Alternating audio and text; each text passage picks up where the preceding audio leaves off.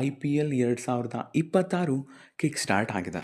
ಈ ಟೂರ್ನಮೆಂಟ್‌ನ ಮೊದಲನೇ ಪಂದ್ಯವೇ previous ಇಯರ್ಸ್‌ನಲ್ಲಿ title winners ಆಗಿದ್ದಂತಹ ಬಲಿಷ್ಠ ತಂಡಗಳಾದ ಎಂಐ ಮತ್ತು RCB ಮಧ್ಯ.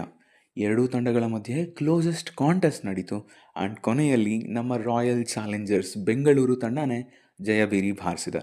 ಈ ಜಯಕ್ಕೆ ಪ್ರಮುಖ ಪಾತ್ರವನ್ನು ವಹಿಸಿದ್ದು South African allrounder Nadine de Klerk. ಎಂಥ ಒಳ್ಳೆಯ ಆಲ್ರೌಂಡರ್ ಅಲ್ಲ. ಬನ್ನಿ ಈ ಮ್ಯಾಚ್ನ ಬಗ್ಗೆ ಸಂಕ್ಷಿಪ್ತವಾಗಿ ತಿಳ್ಕೊಂಡು ಬರೋಣ. ಇವತ್ತಿನ ಪಂದ್ಯ ನಡೆದಿದ್ದು ಮುಂಬೈನ ಹೋಮ್ ಗ್ರೌಂಡ್ ಆಗಿರುವಂಥ ನವಿ ಮುಂಬೈನಲ್ಲಿ. ಆದರೆ ಟಾಸ್ ಗೆದ್ದಿದ್ದು ನಮ್ಮ RCB. ಟಾಸ್ ಗೆದ್ದಂಥ RCB ಬೌಲಿಂಗನ್ನು ಚೂಸ್ ಮಾಡ್ತು. ನೀವು ಇವತ್ತಿನ ಮುಂಬೈ ಟೀಮ್ನ ನೋಡ್ತಂತ ಹೇಳಿದ್ರೆ ನಂಬರ್ 10 ಕೂಡ ಬ್ಯಾಟಿಂಗ್ ಡೆಪ್ತ್ ಇತ್ತು.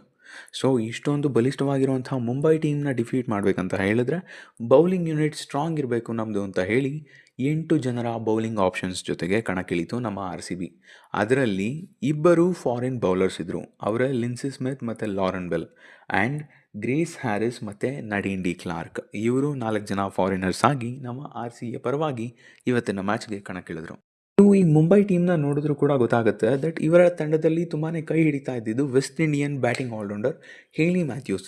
ಬಟ್ ಇವತ್ತು ಅವರು ಮುಂಬೈ ಪರವಾಗಿ ಆಡಿಲ್ಲ. I don't know what's the reason. But ಇವತ್ತು ಓಪನಿಂಗಿಗೆ ಬಂದಿದ್ದು ಮುಂಬೈ ಪರವಾಗಿ ಮಿಡಲ್ ಆರ್ಡರ್ನಲ್ಲಿ ಆಡಿಸಿದಂತಹ ಅಮಿಲಿಯಾ ಕೇರ್ ಮತ್ತು ಜೆ ಕಮಲಿನರ್ ಅವರು. ಸೊ ಇವತ್ತು ನಮ್ಮ ಕಡೆ ನ್ಯೂ ಬಾಲ್ನ